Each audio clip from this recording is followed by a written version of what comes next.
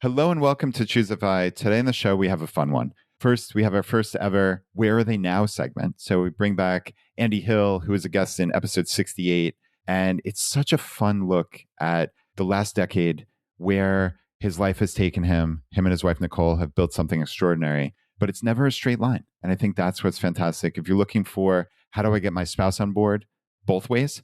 I think you're really going to like that. And you're going to get a lot out of what they've been up to and what they've been able to build for themselves and their family. I also start the episode with a whole bunch of life hacks. We talk about the success of FI 101 in our St. Louis group and second generation FI. We had David's son take notes during the event just on his own volition. And it's really neat to see the order of operations of investing that he talked about. I also go into building a perpetual money-making machine, the fact that you are going to be a millionaire. That's what compounding does. And that there's no secret. There's no person behind the mask or behind the curtain that's going to help you get to FI or help you learn some secret of investing. That's the beautiful part. This is the simple path to wealth. We're not selling you anything. This is just you taking action day after day to build an extraordinary life, both financially, but more importantly, in all the ways that matter. I think you're really going to enjoy this episode. And with that, welcome to ChooseFI.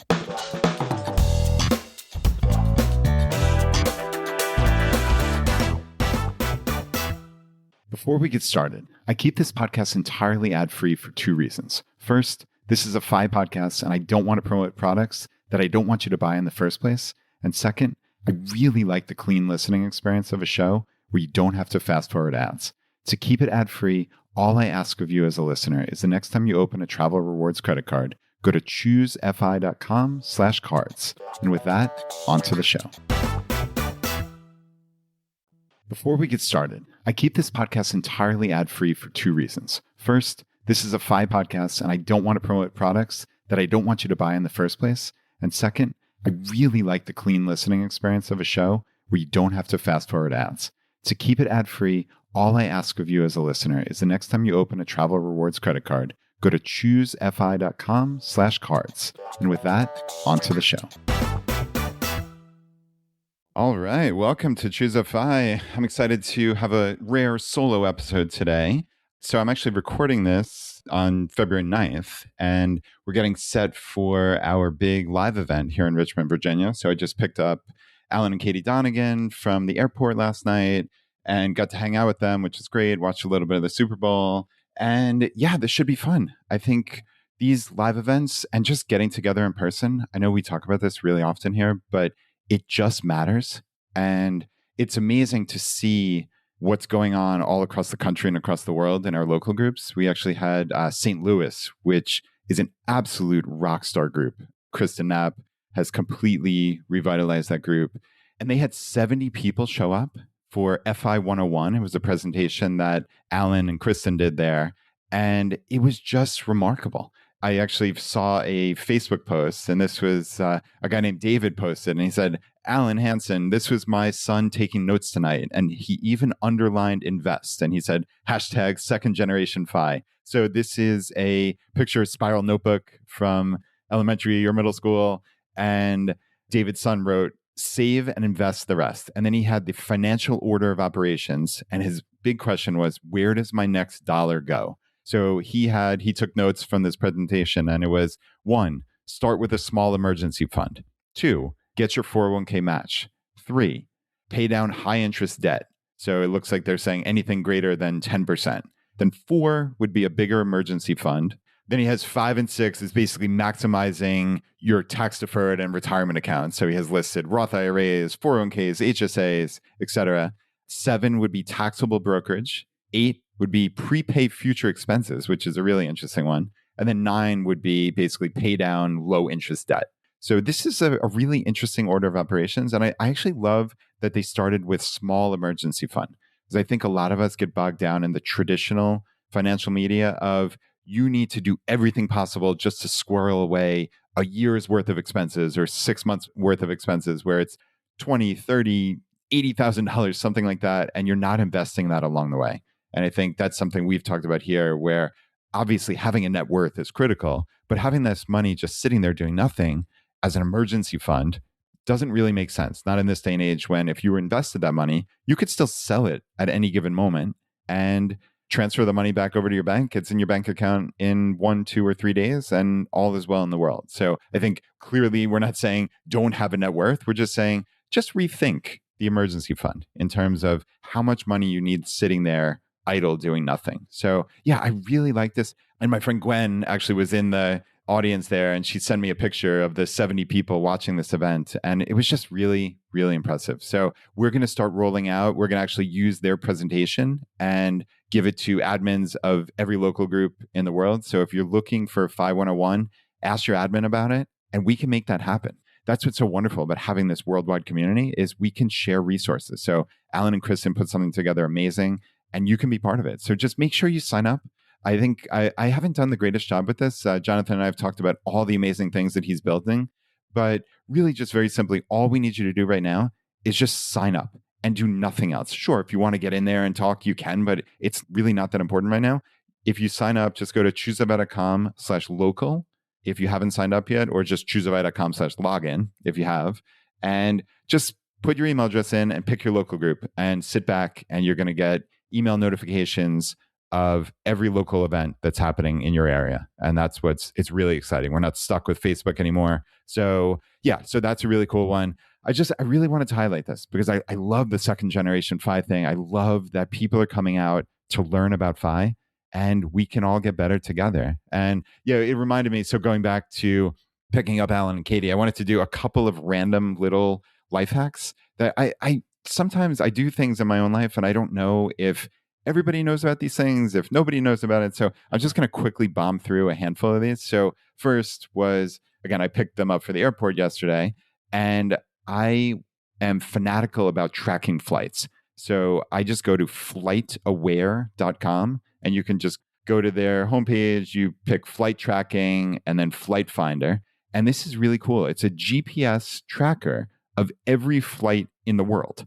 And you can actually track not only the flight that you're on, which frankly doesn't really do all that much because you're on the plane, you know if it's late or not, but you can track the incoming flights. So just put in your airport, put the airport you're going to, or just the flight number.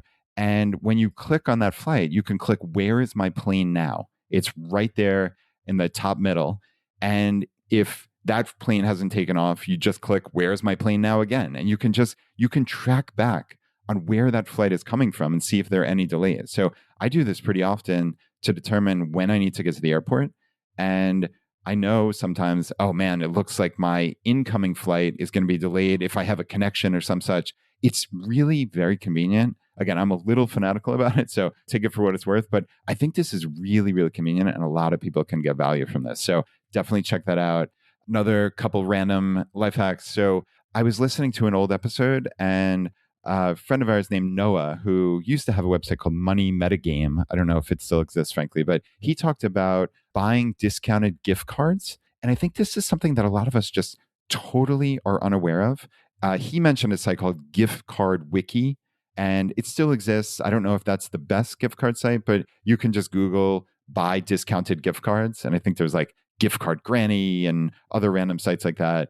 And let's just say you're going to a store, you're going to purchase something. Very often you can buy a gift card for a discount. It might just be 5%, or frankly, it might be 10, 20, 30% if it's a more obscure store, something that people want to just unload their gift cards on. You're not going to get a 30% discount on Amazon, of course, but sometimes you can get 3, 5, 7%, something like that, which isn't terrible. So that is a really nice little life hack, especially as you're going to buy something. I don't necessarily say go randomly buy thousands of dollars of gift cards in stores you're not 100% certain you're going to buy. But Noah talked about literally being in a store, getting ready to buy something. And as he was walking to the counter, he went to this gift card wiki and bought the gift card for the item he was quite literally going to buy 5 minutes from then. So that's a really cool one.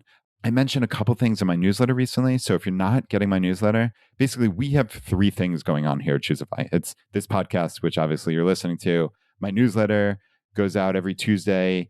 It's really short, but I think it's quite high value. So choosefi.com/subscribe. And then the third thing, of course, is that local platform. So you can get notified of local events. So I mentioned that unfortunately, I actually almost got hacked with my email, which I have almost impenetrable email passwords and I have two factor on everything. So I'm pretty secure, but somebody was trying to log in. It got triggered. It was an old email address of mine that's through a Microsoft email. So I kept getting triggered with these two factors to approve or deny.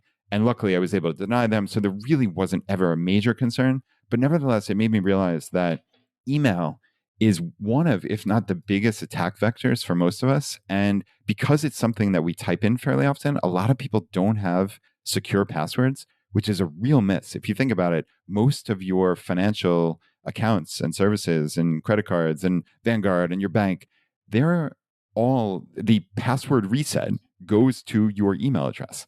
And that is a major security risk, especially if you don't have a secure password, if you don't have two factor authentication. So, this is something that you really, really need to lock down. I think all of us should have a password manager. I know one that a lot of security experts recommend is Bitwarden. And you definitely want to Google that directly, make sure you're going to their official site. And that's something where they can help you create really almost impenetrable passwords and save them. And you just need to remember your master password. And that is a massive security way to increase your or decrease your likelihood of getting attacked, let's say. So I actually, after this happened, I reached out to my friend Tom, who is a former FBI special agent and expert in cybersecurity. He was actually on the podcast a couple of times. He was in episode 515 and 397. I asked him what I should consider doing about this. And he said that there are a lot of two-factor authentication methods, but there's a physical device called a YubiKey. So it's YUBIKEY. And he highly recommends it. He says to use that wherever possible. And this is what he said. I'm going to quote him as far as email addresses go on essential accounts. He said, I use a specific Proton Mail email address for all my financial stuff. Nothing else uses that email. And both for that and my Gmail, I have them tied to my YubiKey. And then I have an old email that I use for unimportant things. So basically what he's doing, he's opening a new email address that is solely used for these essential logins. Okay. So don't put newsletters on there. Don't put even like your frequent flyer mile or something, just the absolute essential things.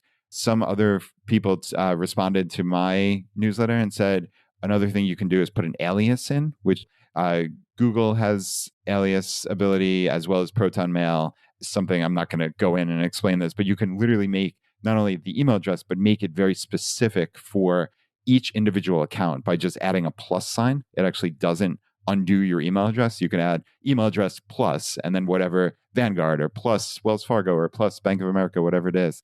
And it allows you to basically have a unique email address for each one, but it's still tied to that one email address. So that's something that's really nice. And another nice security option that also somebody else wrote in for me is called Google's Advanced Protection Program. So you can put this on your Gmail. And this is something that, Google has added as a benefit. And it's pretty easy to set up and basically makes your email not hack proof. Nothing's hack proof, but this is something a lot of us have Gmail accounts. So I would highly recommend Googling that. So Google's Advanced Protection Program. And just quickly rounding out the little life hack edition here. So annualcreditreport.com. This is something that I feel like a lot of us should know. I know most of us are able to get our credit scores now for free through our banks. I know Capital One offers this with a credit card that I have. And it's all well and good to get your credit score, but you actually want to check your credit report as well. So there's the three main credit bureaus. There's Experian, TransUnion, and Equifax. And if you go to annualcreditreport.com, you can get these credit reports absolutely free. And there is some ambiguity. So it used to be that you get one of each of these reports for free every 12 months. So this was federal law allows this. So this website, which looks like it was made in 1997, but it's legit. It's annualcreditreport.com. This is part of that federal law that allows you to get a free credit report every 12 months from each of the three reporting companies. Okay. So what I would do is I would make, and this is actually my next and final life hack for today, is my task list, which is called Todoist. So Todoist. And I have a recurring task for basically every 4 months, but I put 3 different tasks in. So check Equifax report every January 1st, check TransUnion every May 1st, et cetera. So 4 months later. So every 4 months, I'm checking my credit report. And actually, I had an issue. It's funny because I have a pretty good online security in general, but you never know when you get hacked. And I got somebody open up a credit card in my name. I don't know what their plan was, but maybe it was just like an initial foray. But I was able to shut it down before anything happened. I was able to freeze my credit score, which was really, really easy. And what's nice now, it seems like that these credit reports are possibly available as frequently as every week now. It's slightly unclear when I'm on the website. It looks like it might be available more often than once a year from each of the bureaus. But even at the very worst, it's just log in every 4 months, get the next one, and just do a quick glance at your credit report and see if there's any issue. So I think that's a really nice one. And yeah, like I said, finally, that Todoist app, this is something I've talked to friends and family about very recently. So it's top of mind. I don't have to-dos floating around in my brain anymore. I can't describe how much this has transformed my life. It is absolutely mentally freeing. And this has been almost a decade now. And I can't even imagine a life without a task list app like this. And Todoist, there's nothing especially special about it, frankly, but it works for me. I'm able to put in tasks. I'm able to make comments. I'm able to make recurring tasks, which is really, really nice. Okay. So this is something that I put everything in there. I mean, literally down to I have an electric toothbrush and I want to charge it every month. So I have charge every fifth of the month or whatever it is, or every 4 weeks. And it recurs. I have a special mailing box, PO box for ChooseFI mail. So I have that on a recurring task. Every little thing, groceries, I have a running grocery list, and down to things that only happen once a decade, like renew my passport. And when everything is out of your head, and I'm talking everything, this has to be done 100%, but when everything is out of your head, you are mentally free in a way you almost cannot even imagine. So I highly recommend this. I cannot recommend it more, more highly, essentially. Just give it a whirl. And I think the app is free to use at first. I think there's like some nominal fee if you want to add a couple little features, but frankly, I don't even know if they're really worth it, to be honest. But yeah, that's a big one. So those are my life hack edition for the day, which hopefully there's some value in there. I think at least one of those is going to add value to your life. And I wanted to talk about a little interaction that I had in real life. So one of my real good friends, really bright guy, he has been pursuing the path to FI kind of outside of the FI community, but he's at a point where he's reached FI, and he was talking about investing. And I think it's easy to get bogged down in there's some secret, there's some knowledge that you don't have, there's some other level, and you just have to find it. You have to spend the time, or you have to do the research, or you have to know the right people. And it was fascinating because I was listening to an old episode with J.L. Collins, the original episode he did on ChooseFI about the simple path to wealth. And of course, since then, he's subsequently sold well over 1 million copies of the book, The Simple Path to Wealth. And so yeah, it was interesting to hear it as the book was coming out and knowing the success it's had. But he basically said, he's like, look, if I thought there was some secret, if I thought there was some way to improve my return, I would do it. I would spend the time. I would do this because I know how little things matter, right? The difference between an 8% return, which you probably can get in the market, and a 9% return when compounded over 30 or 50 years is enormous. And it's worth the time. It's worth the effort, obviously. But there's nothing to suggest anywhere that there is some secret. And certainly net of fees and the fees we pay on buying expensive mutual funds or hiring some financial advisor, it makes it almost impossible to beat the market. And that's why I told my friend, I'm like, look, if you want to take $10,000 or $20,000 and just play around and have fun, just do that. Think of it as an education. I mean, this is someone who thankfully is at FI, so that type of money is not going to make a difference. And find out for yourself. But also keep in mind that the only term that matters is the long term. So I don't doubt that somebody just almost by sheer luck can beat the market over a quarter or a year or even 5 years. But if you think that you're going to just find some secret somewhere, it's just highly, highly unlikely. There are people throughout the decades who claim to have some secret. And that's why, I mean, we even look back, think about a guy like Michael Burry, who called The Big Short. And I mean, that was a genius thing. But he's been prognosticating for the last 15 years. And we still look to him as a genius because he got one thing right. That's how hard it is to do. To get one massive thing right is almost impossible, that it almost doesn't matter what your track record is after that, people will still look to you. There should be alarm bells going off in your head that, wow, this is almost impossible. There's no world where I'm going to beat the market. Certainly not net of any fees. And it's a bad bet. I think that's one of the biggest things. People don't look at what is my highest likelihood of succeeding. Okay. Here's the secret. You are going to be a millionaire. You are going to. You're going to be probably a multimillionaire. You are building a perpetual money making machine. That is what FI is. You are building an asset base that spits off money to you every single year and just works as this perpetual money making machine. That's just such a beautiful visual, right? When you think about it, you, by front loading the effort, by saving money, you are building this thing that is going to spit off more return for you each year, probably than you've ever earned in a calendar year while doing no work. That is remarkable. That's what we're building here. We're building this perpetual money making machine. You are going to be a millionaire. Just think about somebody who has $100,000 income, okay? Which is reasonable for a family, even a single, certainly in this day and age, but even just saying a very middle class income, two people making $50,000 each, and they have a 12% savings rate. I think a lot of us, if you check out Mr. Money Mustache's The Shockingly Simple Math Behind Early Retirement, you can see what really it looks like when you have a FI savings rate of 30 or 40 or 50+%. But even just on $100,000 income, you save 12%, right? So $12,000, this is on the gross income, you save $1,000 a month, right? Throw that into a compound interest calculator. Throw in for 30 years at an 8% return, you're saving $1,000 a month. Your net worth is $1,500,000, $1.5 million. Okay. You save $0 from there on out. That money is going to double every 9 years.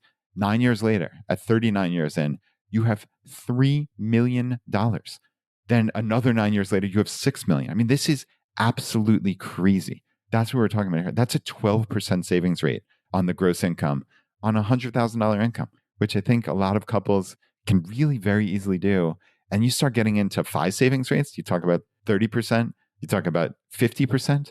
50% is more than 4 times this. So you're talking an enormous amount, right? $4,000 a month. I'm plugging this in. Yeah, obviously the math is pretty simple. It's $6 million after 30 years. It's $12 million after 39 years. These are real amounts. Okay. You are going to be a millionaire. That's what we're doing here. And this compounding is going to work in your favor. You're building something remarkable. Okay.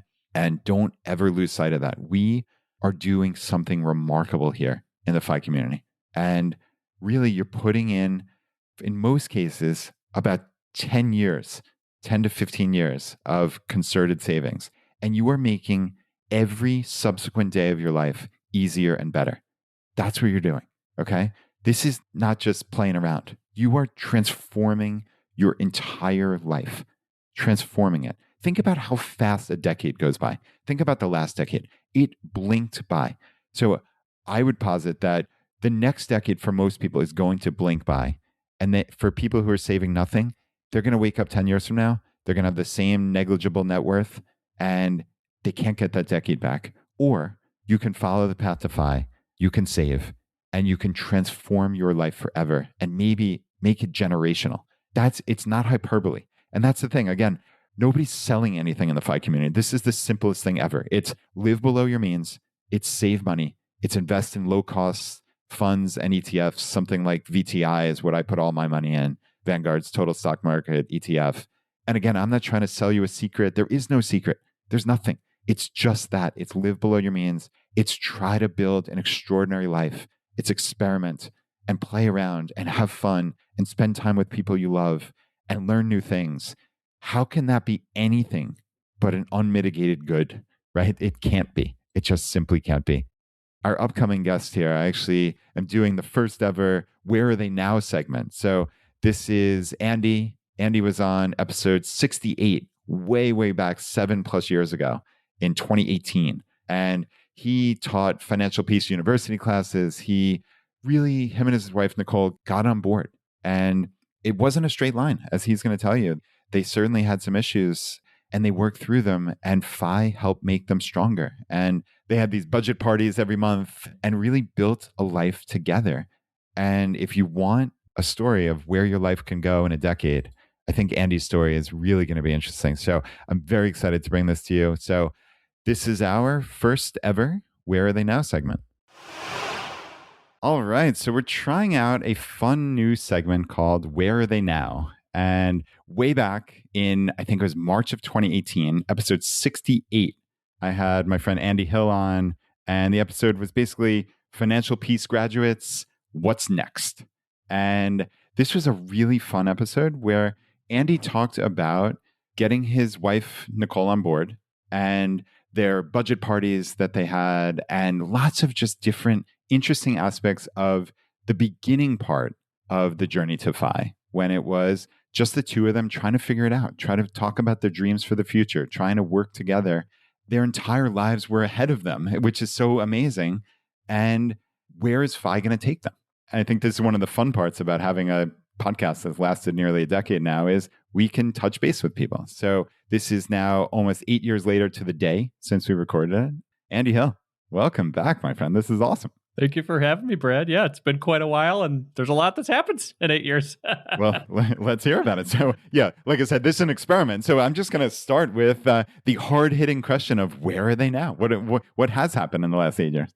Oh my gosh. Yeah, I would say around that time in 2018, we were right in the thick of it, man. This was actually probably one of the more difficult years in our marriage. This was at the time where I was super excited about a side hustle that I was building. I had 2 kids at home. So this would have been a 6-year-old and a 4-year-old. Okay. And my wife was doing the full-time stay-at-home mom thing, which could be, it sounds cushy to some people who aren't doing it, but it's a lot of work and there's a lot of detail that goes through it. So what I'm projecting here is a high stress year in our marriage. And it became one of those things where we continued to meet every once in a while, every month for our budget parties and talk about our finances and move forward. But it was also at one of those points where we're saying, what do we want to do going forward? What do we want to do? We've done some cool things. We just shared with Brad that we just paid off our mortgage and we have completely paid off all of our debt, things like that. But really, what is next? And for us, we were trying to figure our way to financial independence. And it was a lot of conversations that became contentious in our relationship based on what I was interested in versus what she was interested in. Ultimately, a lot of those conversations, because they became so heated, led us to marriage counseling, which was actually a blessing. It was one of those things where at the time I felt a little bit like a failure. How could I let this happen? I've got so many good things going on in life. How can I put my marriage to the side? But marriage counseling ended up being a fantastic thing for us that year in 2018 following this interview. And it really pushed us in a direction of what is a good middle ground for our relationship where I can find some sort of relief from this corporate career that I don't like, where I can see my kids more, where I can spend more time with my wife that's quality, not just in passing. And my wife at the same sense, where can I feel not so like we're pinched every moment for everything we want to do? I want to get out of this house and have some more fun too. I want to experience some goodness with you. Where can we find this middle ground? And that's where we were launched in 2018, 2019. Wow. Yeah. And that is, I know I can speak from personal experience, that is a place that many of us find ourselves. Yeah. And on the one hand, there are a lot of aspects where, like you embedded in there, they seem like these absolute, unmitigated, wonderful things, right? Like I get the privilege of staying at home with my kids, or I know we talked about this on your podcast that's going live about the same time as this, is I get the privilege of staying at home from work. Yeah. At some point. I think we both eventually left our jobs, and that sounds great, but nothing is great just in a vacuum. You have to work at it and you need to be intentional. And I think these things that sound great, it doesn't necessarily mean it's going to be perfect for you. Yeah. And I think what you said in there was, what's a good middle ground? And what are our hopes and dreams together? What are our hopes and dreams individually, which is important also to remember that you are individual humans. It's okay to have individual hopes and dreams as well, together and with your kids and et cetera. I think these things are important. So obviously, right, you're describing this difficult year, but obviously the punchline is 8 years later, yeah, you're still together.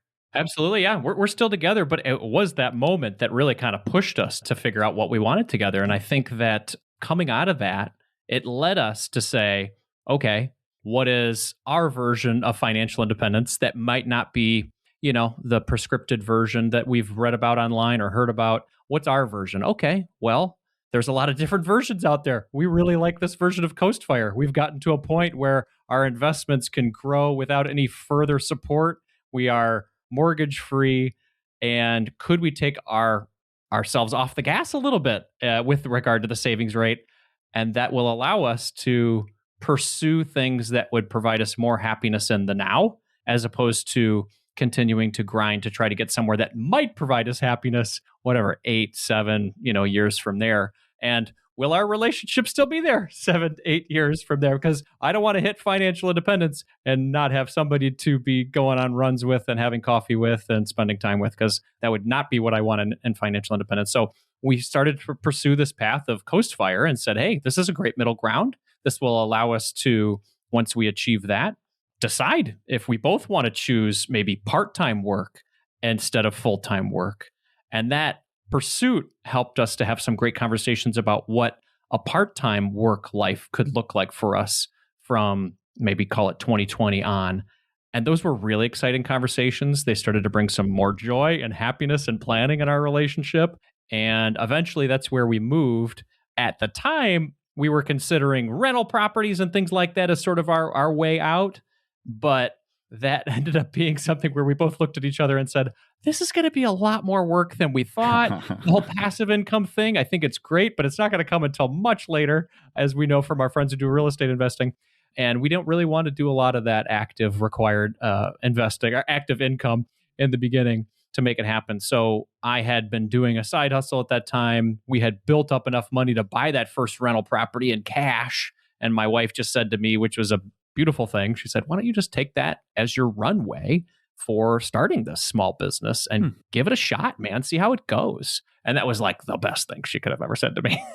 Yeah, talk about support. That's incredible. Yeah, it was great. It was fantastic. Yeah, she gave me that permission, and it was fantastic. And with that $100,000, with a side hustle that had proven to make some money, that and the confidence of my wife and that FU money in the bank was enough for me to say in January of 2020 goodbye to my corporate career and move towards a life of part-time solopreneurship and full-time living, which was great. Wow, that's so cool. And with the backdrop of ChooseFI, I think that has really opened up the world of FI to so many people, because it was always in a lot of people's minds. I tried to dispel this myth for years, but it was a 0 or 1, right? It was binary. It's I'm not FI or I'm FI. And those are the only two methods. And I think thankfully we have found these different flavors of FI. And yeah, just to quickly summarize what ChooseFI is for people out there is basically you get to the point where you've saved enough money that money, your net worth, can compound in the background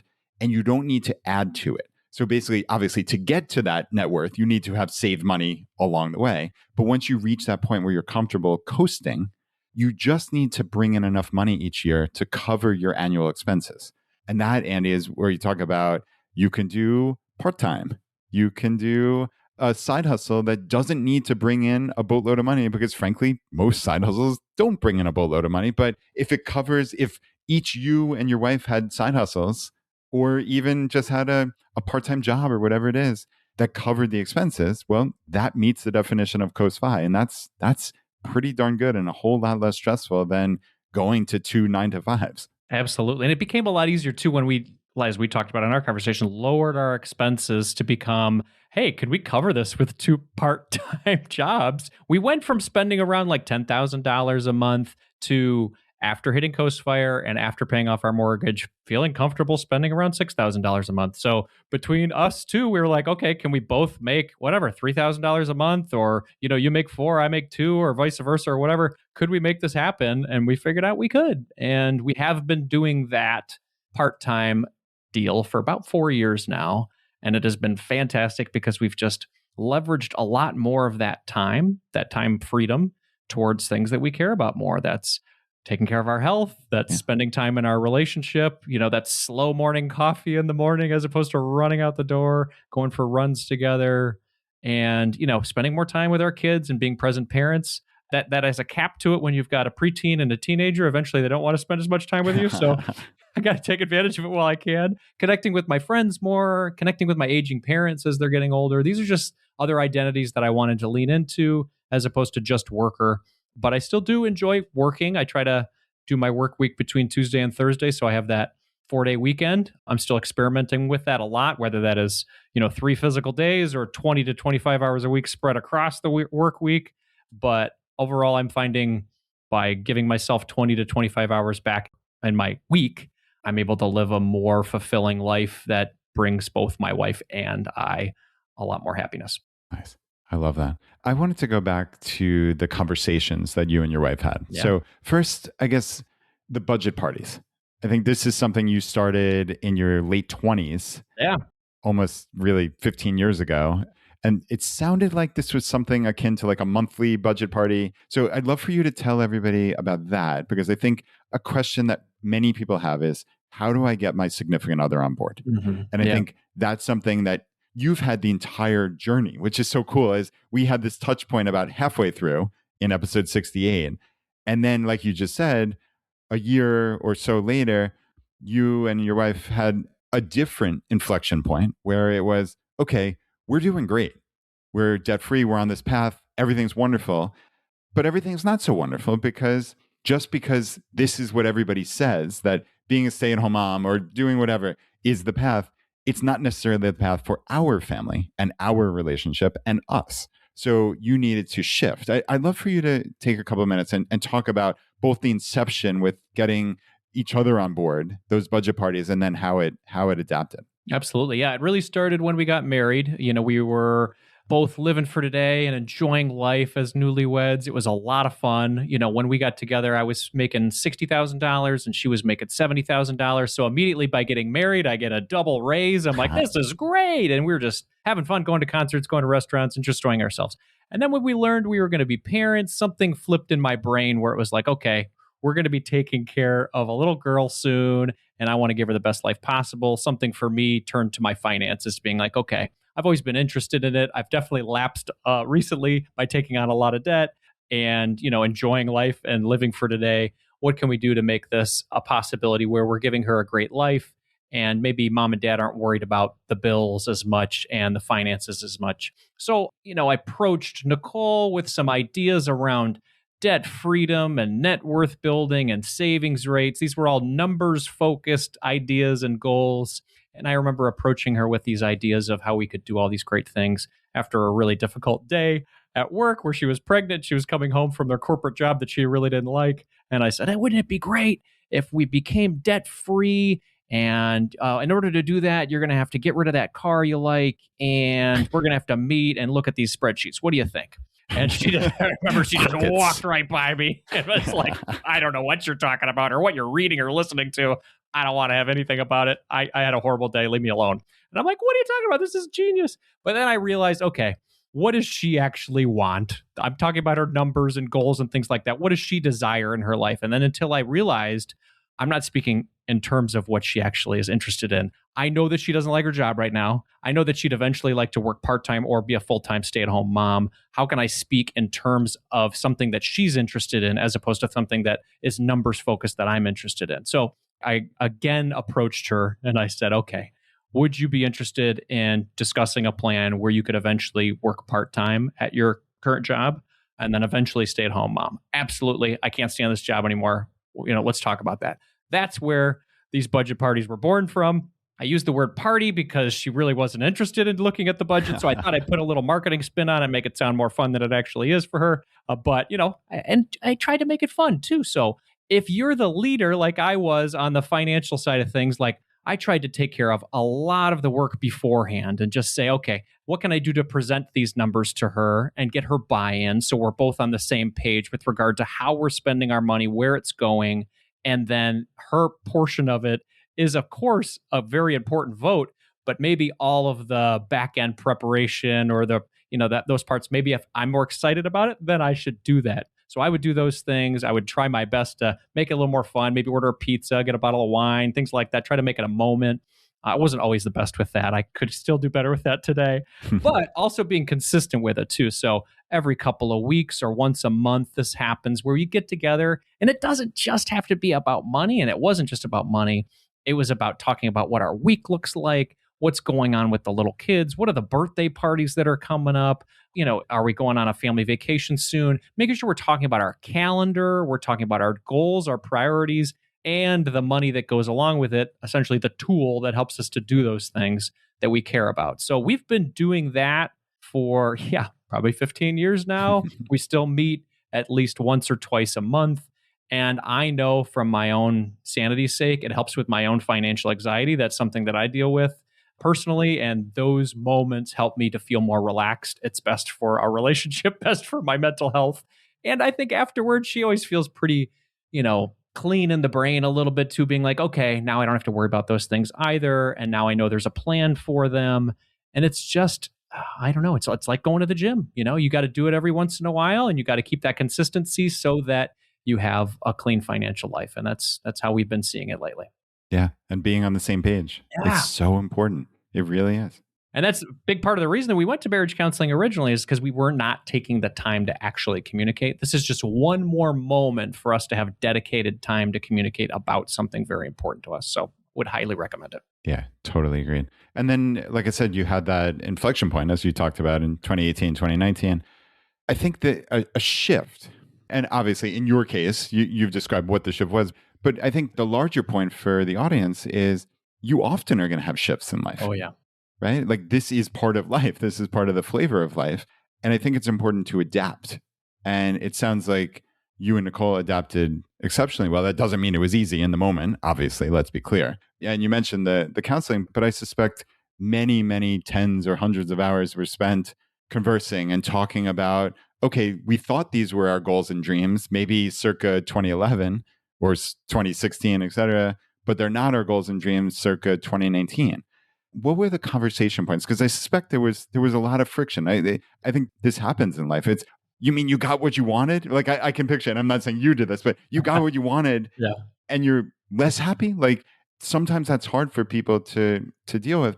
But obviously, again, with the benefit of hindsight, 7-8 years later, this worked out. Like, how did you guys approach that particular aspect of the conversation? Because I suspect that was not easy. Yeah, I would say the only thing that has been consistent in marriage, at least mine, is change.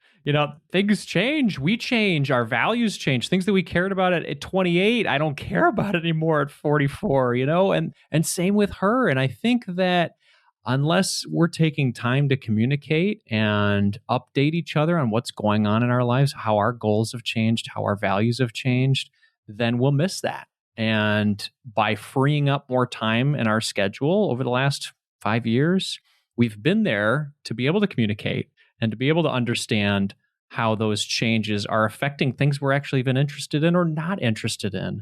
And when you've got young kids at home, it's even more important, because talk about change. Those changes happen really fast as young kids. So I think opening up that time to communicate and find out what we're interested in and how we can support each other with our individual goals has been very good.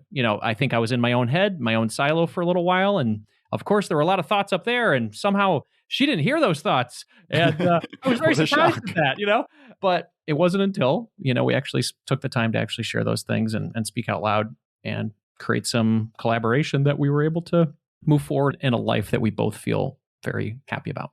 That's incredible. So fast forward to today, and the where are they now? So is ChooseFI still the plan? I love that concept, man, because it was around $550,000, I think, around like late 30s, early 40s that we hit. And I started to look at those compound interest calculators, even with a nice, 6% real rate of return or 7% real rate of return. I'm like, this is going to be 2 million plus by the time we're in our 60s. That's plenty for us to live on.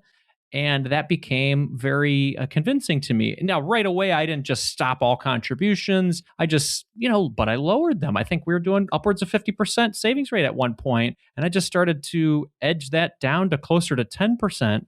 And it just felt freeing, because with that 40%, I could say, well, do we want to maximize more of our family experiences now, or do we want to work less? It's that 40% where I can now say, whoa, what do I want to do with that? And my wife felt the same way. She's like, yeah, let's have some more fun. Yeah, let's work less. We've done the hard work. Let's do that.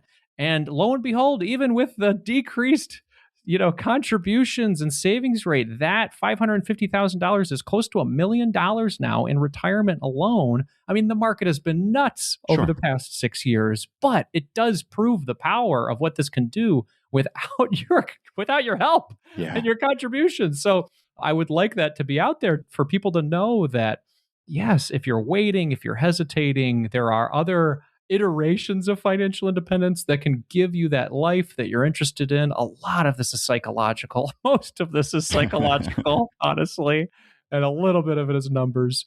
But that has been a really freeing thing for us. So haven't really contributed much to traditional retirement accounts. We mostly just want to get our enjoyable life set right now. And then, if we can build wealth from there, from a 3-day work week on, great. And then maybe we'll invest a little bit more after that or not. But we're happy right now. And we're experimenting with a 3-day work week for both of us. Man, and experimenting, what a beautiful word, right? I think that's just so important. And for everybody listening, it's that ChooseFI concept and the intersection of compounding and the rule of 72 basically means at an 8% annual return, you expect your money to double every 9 years. So as Andy's saying, basically your money quadruples in about 18 years. You're figuring out a little less return, so maybe 20 years, but something like that. And it's 550 turns into quadrupled 2.2 million, right? And that is a remarkable figure. Now, you actually took, again, with flavors of FI, you guys took an interesting aspect, which is you didn't lower your income, because that's a part of ChooseFI that you could have done. Mm-hmm. You just decided to spend more during this time period. And now, obviously, people are listening to that and saying, oh, but Andy, that means your FI number has gone up dramatically. And you're not saying that at all. You're saying this is for a time period, and albeit a material percentage of your lifespan, right? 20 years is not immaterial out of a 80 to 100-year lifespan, but you can do that, and you can work 3 days a week in this experiment and have this all operate in the background. And that's a really fun way of looking at this. It's been fantastic. Yeah, it's been a combination of enjoying a little bit more today with regard to our spending and working less. So I think finding that balance was what my wife and I were both looking for in marriage counseling. Like, I didn't like my job and I didn't want to keep working at it, and she wanted to enjoy a little bit more life right now. And that is the beautiful compromise we found. And I don't think that we have been happier in our marriage than we are today. Amazing, Annie. Well, that is the perfect way to leave this. This is the inaugural Where Are They Now segment. So I'm so glad it could be you. So I know a little bit of where you are now. So obviously from this episode, but you have a podcast called Marriage, Kids, and Money, which is fantastic. Obviously, you're listening to this on a podcast player. Just subscribe to it. You can hear Andy's fantastic. So subscribe to that. And you have another really cool thing going on just now.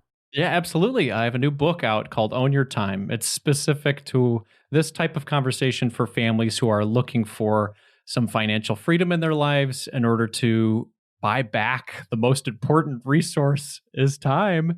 And they can do that for their families. They can do that for themselves personally, for their health, for that community that they're missing, for their friends, because having just the sole identity of a worker can be all consuming. And if you want to have a more diversified life, that's what the book is all about. I love it. And it's Own Your Time. And I love the next part. 10 financial steps to put your family first and escape the corporate grind. It's fantastic. You got it, man. Yeah. You can grab it on Amazon, Barnes & Noble. Thank you so much for having me on, Brad. Love it. Yep. Thanks for being here. And until next time, I'd love to do another touch point.